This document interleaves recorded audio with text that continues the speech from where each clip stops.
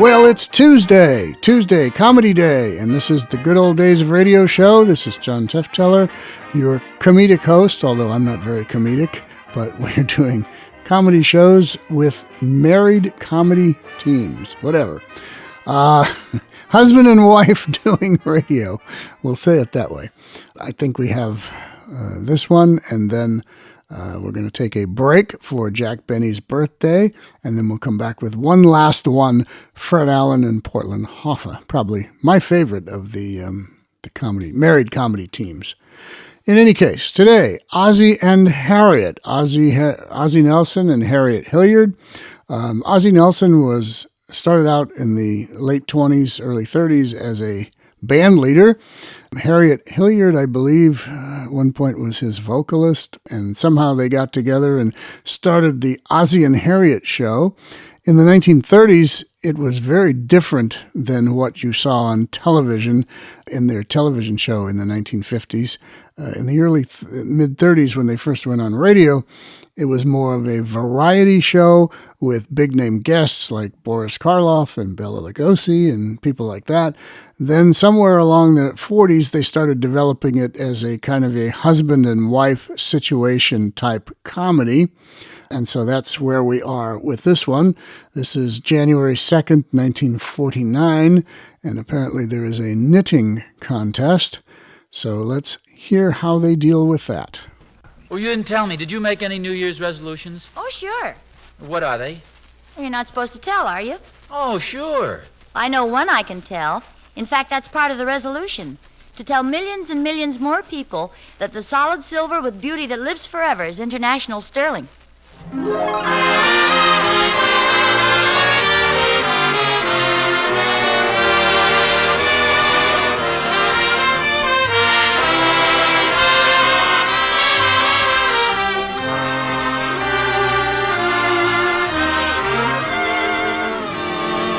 The solid silver with beauty that lives forever is International Sterling. From Hollywood, International Silver Company, creators of International Sterling, presents The Adventures of Ozzie and Harriet, starring America's favorite young couple, Ozzie Nelson and Harriet Hilliard.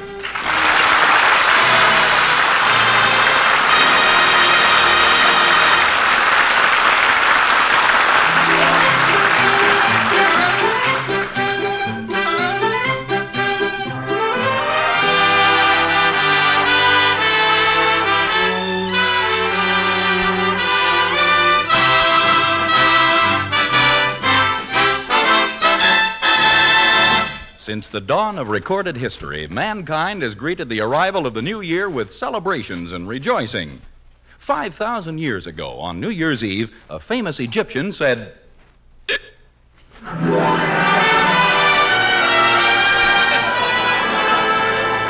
and so it goes.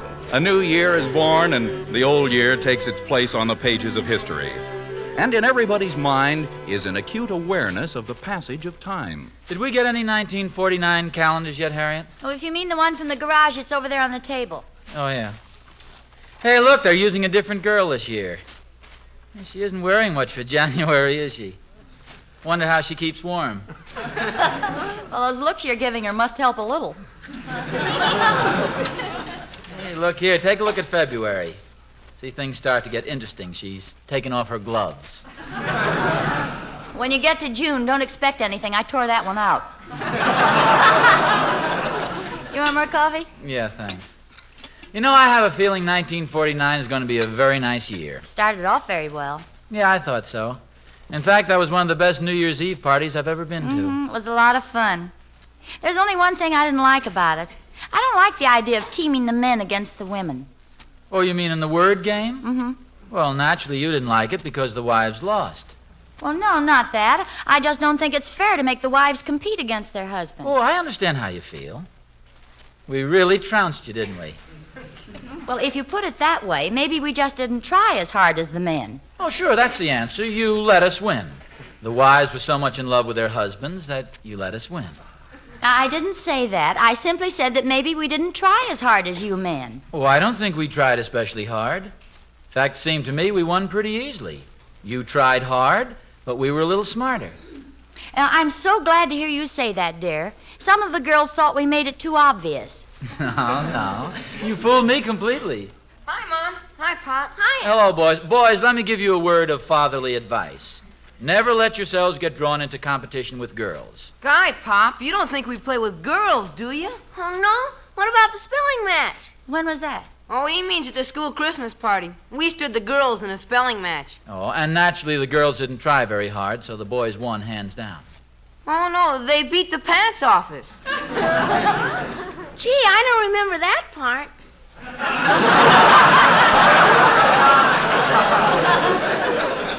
The girls actually won fair and square? Yeah, they were just too much for us. We didn't stand a chance. Oh, I'm surprised, David. That's no attitude to take. Let's examine just why the girls won. Is it because they're brighter than you? No. More alert? No.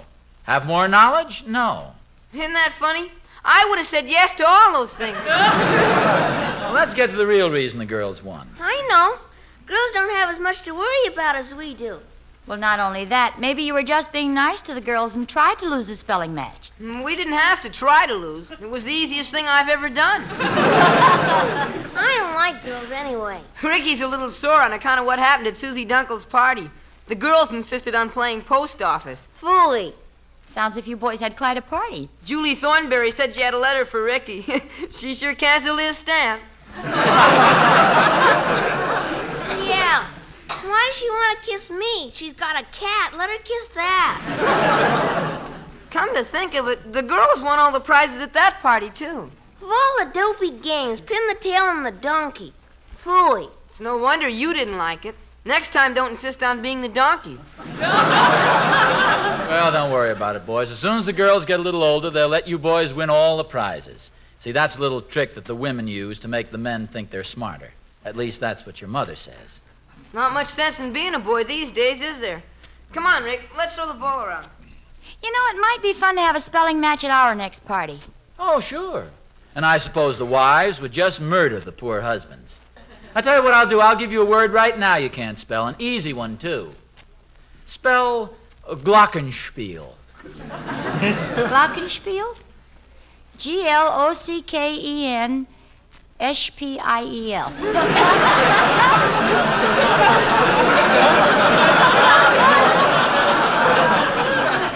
Was I wrong? Huh? Was I right? Well, all right. How do you spell glockenspiel? Well, let's be fair. Don't give me the same word.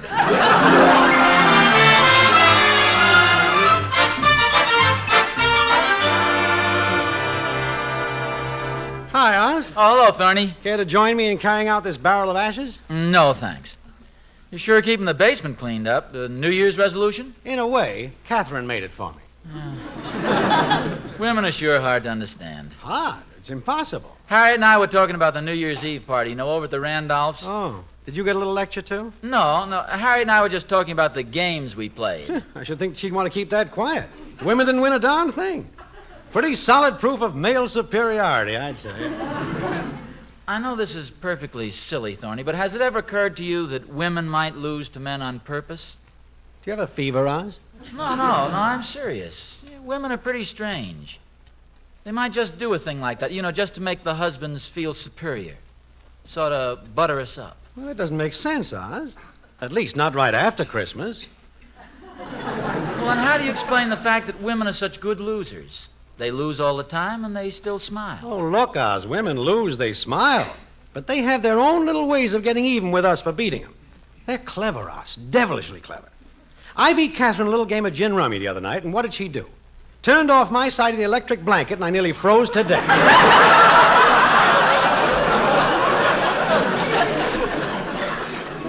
Maybe you're right. I wonder if that was just Harriet's way of getting even with me, trying to make me think the girls lost on purpose. Well, there's no doubt about it, Oz. And the dangerous part of it is that it's little things like that cause a man to lose control of the reins in his own home. Oh, Thorny, I don't think it's that important. Okay, Oz. But if I were you, I'd get the upper hand again before it's too late. The husband has got to keep control of the household. Why don't you go in there and involve Harriet in some sort of competition and beat her fair and square? Say, maybe you're right. Certainly can't do any harm. No, I'll just challenge her to some sort of a contest and beat her. Right. Now, what's something I'm sure to win at? Yeah. How about growing a mustache faster than she can? Thorny, it's got to be something she has a chance at. See, I know checkers. It's a good game, and I don't think she's ever played it. By golly, Thorny, I'll prove to her I'm a better man than she is.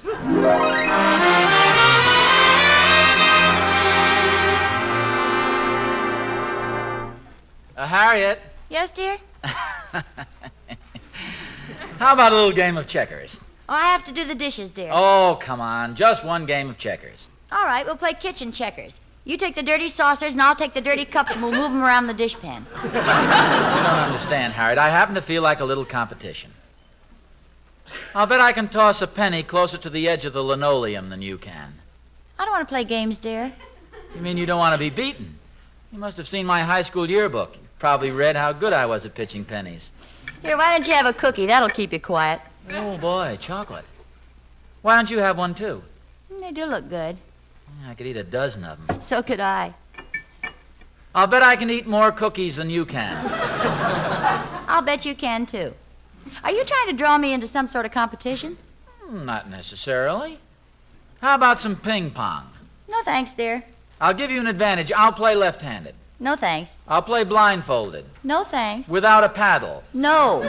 Doubled up with my head between my legs. I'll be the ball. No, dear. Well, I don't blame you. It is sort of useless for a woman to compete with a man. Yes, it is, dear. You mean you don't disagree with that statement I just made? No, I think you're right. Well, let's shake hands. That's it. Now put your foot against my foot, like this. Now, this is what's known as Indian hand wrestle.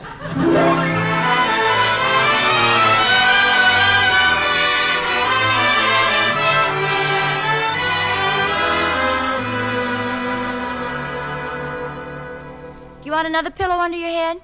No, thanks. You want to sit over here in your easy chair? No, thank you, dear. I'm very comfortable lying here on the couch. You aren't angry with me, are you? Why should I be? You didn't throw me. I slipped. I'm sorry. That soap just squished out of my hand when you grabbed me. I hope you didn't loosen a vertebrae. I landed right on the base of my spine, the lower part. It could have pushed my spinal column right straight up. I'd have one horn on my head. Would you like me to fill up your hot water bottle again? No, thanks. I haven't finished drinking this yet.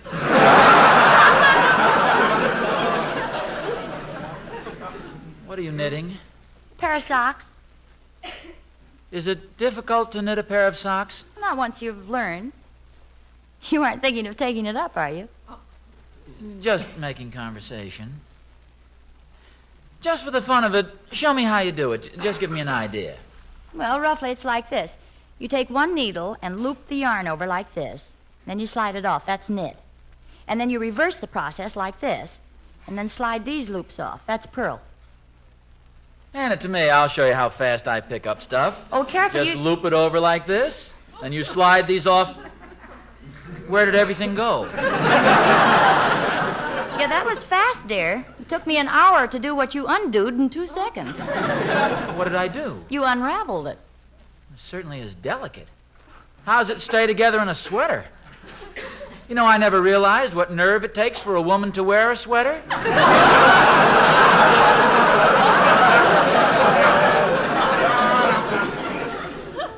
wonder how long it'd take me to knit a pair of socks. Too long. Give the needles back, dear.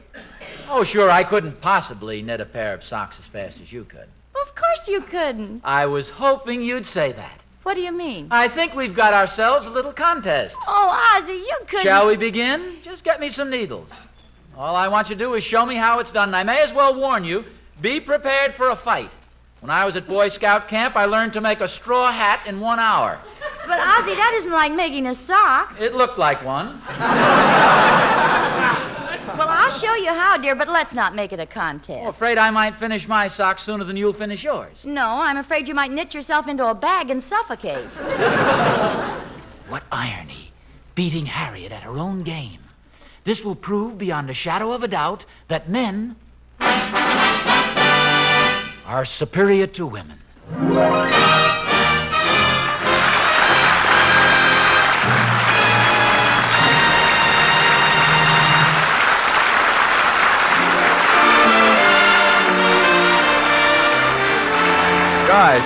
superior, men or women?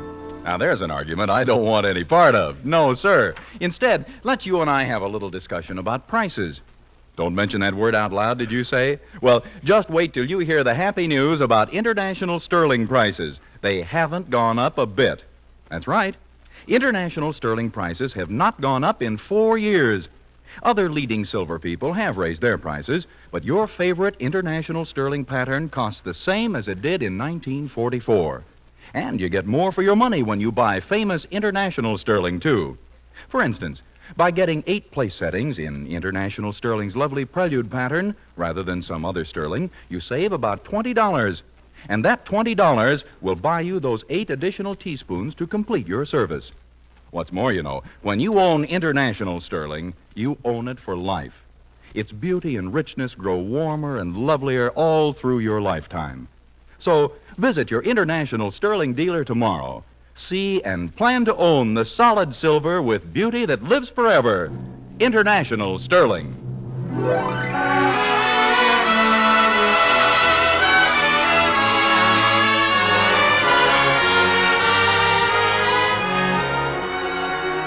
See that man?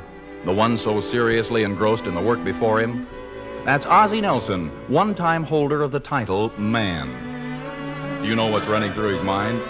He's wondering which is the superior towel in the bathroom, his or hers. At present, he's engaged in a bitter struggle, the struggle of a man determined to maintain his dignity and to preserve his rightful place as head of the household. Note the square jaw, the steely blue eyes, the look of determination, the look of a man ready to fight. A fair fight, yes, but a tough one. Knit one, pearl one. Knit one, pearl one. Knit one, pearl... Come on in, Thorny. I just came over... Well, Mother McCree. I'm knitting. Oh. Are you expecting a cuddly little visitor? No, I wasn't, but as long as you're here, sit down. I know it's January, but if you want some strawberries, I'll go get them for you. Don't make fun of me, Thorny. You suggested I get into a contest with Harriet, and this is it. A sock knitting contest. Push the book over closer, will you, Thorny? Oh, knitting instructions.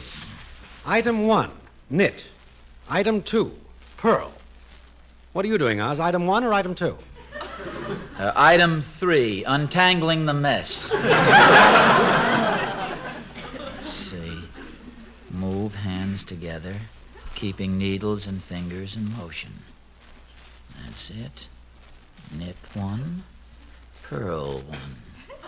Knit one, pearl one. Needles working harmoniously, action of the fingers nicely synchronized.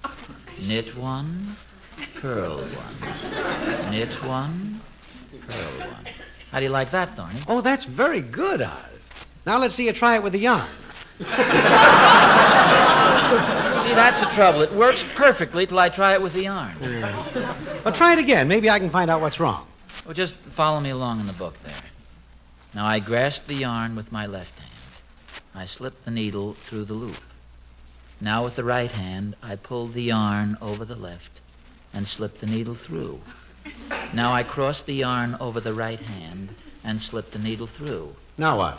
Now, if you'll untie my hands, I'll continue.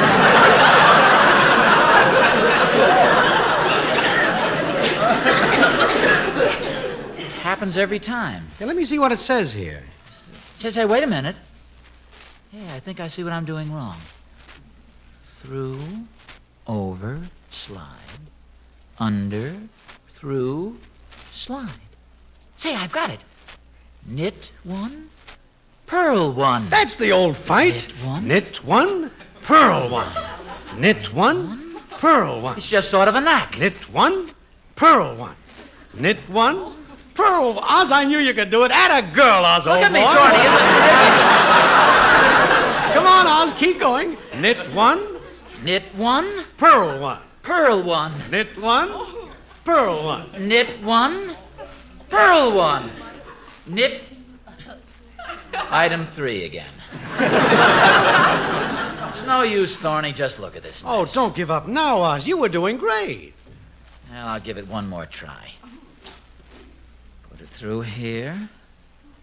Loop over the yarn. Slide the needle down. Under here. Over there. Easy does it. Knit one, purl one. Knit one, purl one. Yeah, knit one, purl one. Oz, you're a devil with those needles. Purl. Say, you're sitting on my ball of yarn. Oh, sorry, I wondered what that was moving around.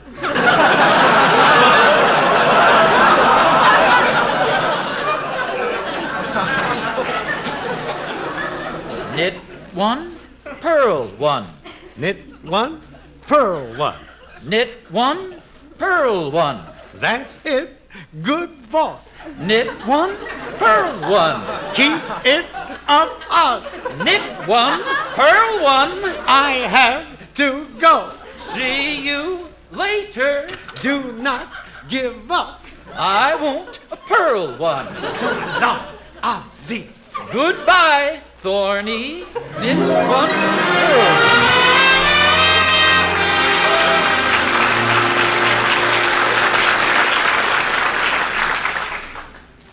Knit two, purl two. Hi, Pop. Knit. Oh, hi, fellows. I didn't hear you come in. What are you doing, Pop? Now, that's a silly question. See these needles flying? What does it look like I'm doing? Bleeding to death. Hand me one of those Band-Aids. I happen to be knitting a pair of socks. What part of the sock is that you're working on? Gee, it isn't the toe, and it doesn't look like the heel. Well, it started out to be the heel, but it was a little too small, so I decided to make it the toe, but it was a little too big, so it's going to be the coin pocket. The coin pocket? I never heard of socks with coin pockets. Well, I think these will have them. Anyway, neatness doesn't count in the contest. What contest, Pop? Oh, it's just a little contest your mother and I are having to see who can knit a pair of socks faster. See, David? Pop's just like me. What do you mean, Ricky? Oh, he's been challenging all the girls to games ever since they beat us in the spelling match. Oh? He even challenged Mary Benson to Indian hand wrestling. Oh, really? What happened? I slipped. I bet Mom will be awful embarrassed if you beat her, huh, Pop? Oh, I don't think so, David. Do you think she'll cry? Don't be silly. Your mother doesn't cry. Oh, yes, she does, Pop. She cries sometimes, but she never lets you see her. Is that because she loves you so much, Pop? Oh, I suppose so. I don't think she'll cry this time. She'll feel awful bad, but she's brave, boy. I wish I was as brave as Mom. Ricky was even crying in the movies the other day. Oh, yeah, wise guy? No, look, boys, you don't understand this. You see, I'm not trying to make your mother cry. This is just a little friend. Oh, darn these needles. Hand me another one of those Band-Aids, will you? 2 of them. I think it went clear through. Is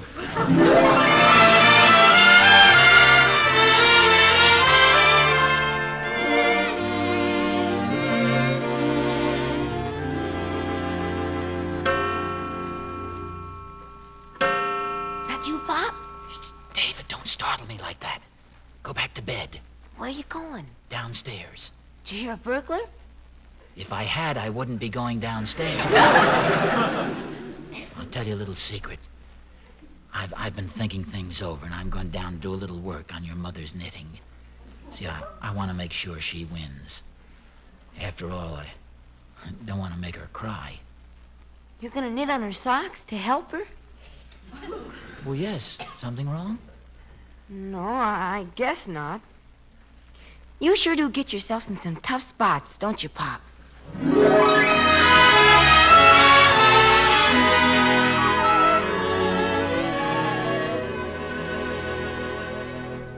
That's the third time you've yawned this morning, dear. Didn't you sleep well last night? Not too well. I dreamt I was knitting. I'm awful tired of knitting, Harriet. I'm willing to admit defeat. Oh, no, dear. The way you catch on to things, I'll bet you're way ahead of me. No, not a chance. In fact, I'll bet if we take a look at what you've knitted so far and what I've knitted so far, we'll find you're way, way ahead. Okay, let's take a look. Let's see, where did I leave my knitting when I went to bed last night? Right there on the windowsill. I wonder where I left mine. In the piano bench. Oh, yeah, that's right. See, here we are. See, take a look at mine. It's all done. Well, it's wonderful, dear. And look at mine. It's only half all done. Well, I knew. That is, I thought you, Well, this is very strange. My sock looks terrible. I don't knit like this. I don't think it looks so bad. Looks like a wool funnel.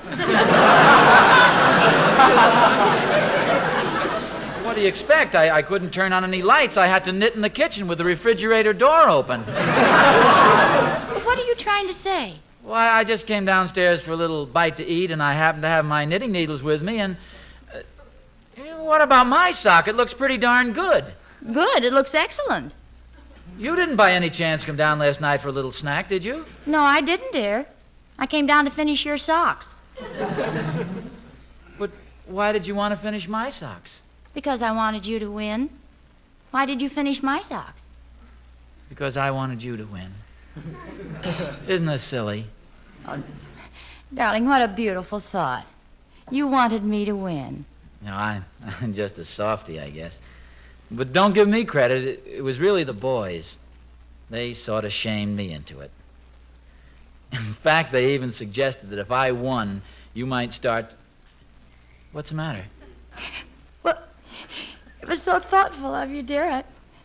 I'm sorry. I think I'm going to cry. Oh, no. Hiya, Pop. Hi. Mom, what's the matter? Nothing, boys. How come you're crying? Oh, I see. You won after all, huh, Pop? No, I didn't. Your mother's laughing. She's crying because she's happy. Boys, no, boys.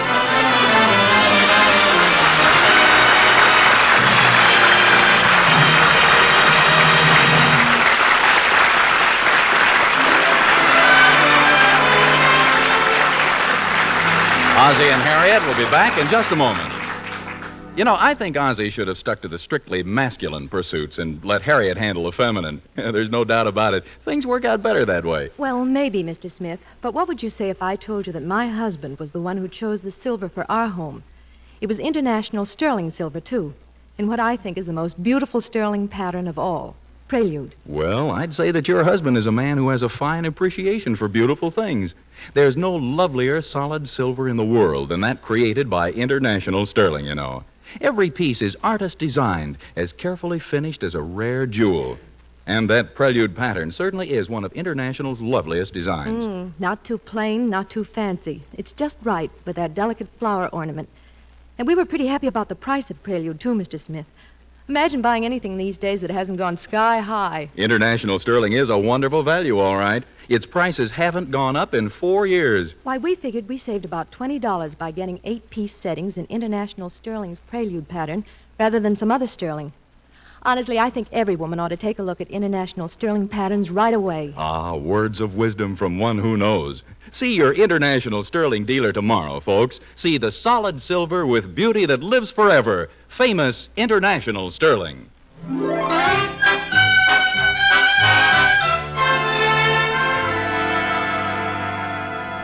I think it was a wonderful idea for us to call the contest off, don't you? Oh, sure. By calling it off, it makes it a draw. That's right, and definitely proves once and for all that men are superior to women. Now, just a minute. You didn't win. Oh, yes, I did. For 13 years, I've been trying to get you to knit me a pair of wool socks. And now, by tricking you into this contest, I'm finally going to get a pair. Oh, dear, I didn't tell you, did I? Tell me what? I promised this pair of socks to Thorny. You mean after I slaved over that pair of socks and worked my poor fingers to the bone, he gets them? Oh, yes. As a matter of fact, when he came over yesterday morning, he said he wished he could think of some way to get them knitted faster. So that's why he gave me all that encouragement. Where are my knitting needles? What are you going to do, dear? You see this ugly, contorted mass of sock I've knitted? Oh, I don't know, dear. It might fit somebody. Oh, yes, it'll fit anybody who happens to wear a size 23 shoe and has a 1/4-inch ankle. I'm going to knit a mate, and I'll give them to Thorny. He'll wear them. They'll cut off his blood supply at the ankles. His feet will be like icebergs. His wife will divorce him. He'll be a ruined man. What revenge? Knit one, pearl one.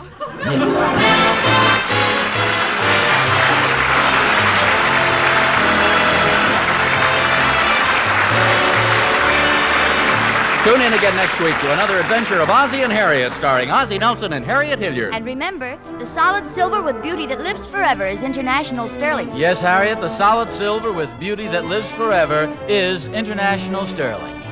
Appearing in support of Ozzie and Harriet were John Brown, Tommy Bernard, and Henry Blair. Original music was composed and conducted by Billy May. This program originates in the Hollywood studios of the National Broadcasting Company and is also broadcast over the Trans-Canada Network of the Canadian Broadcasting Corporation. This is Vern Smith speaking.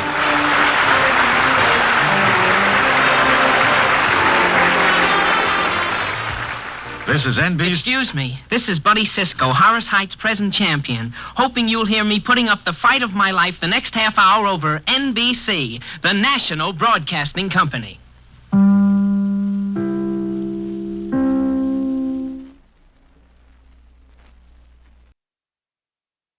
Horace Heights, fighting champion. Well, Horace Height was a band leader. Not quite sure what they're going to do there, but hey, we don't have that show, so we'll never know. Ozzie and Harriet from just after New Year's Day, January 2nd, 1949. I should have mentioned earlier that Ozzie and Harriet gave birth to Ricky Nelson, later known as Rick Nelson of Garden Party fame and teenage heartthrob fame in the 50s. There is somebody playing him on this show. I'm not sure it's actually him, but they did have Ricky as one of the young characters, and I think that some actor was playing him. But he actually did appear on the Ozzie and Harriet television show. He would even sing in the 50s. He would sing some of his current hit records on their show, and that helped to promote him and the show. Later on, after the show left television, Ozzie and Harriet continued to do occasional guest spots here and there. The most notable one that I can think of was they appeared in a very creepy episode of Rod Serling's show Night Gallery. You might want to look that one up. Very, very odd program, and they did a great job doing a creepy show on that particular program. That's about 1970, 71, somewhere in there.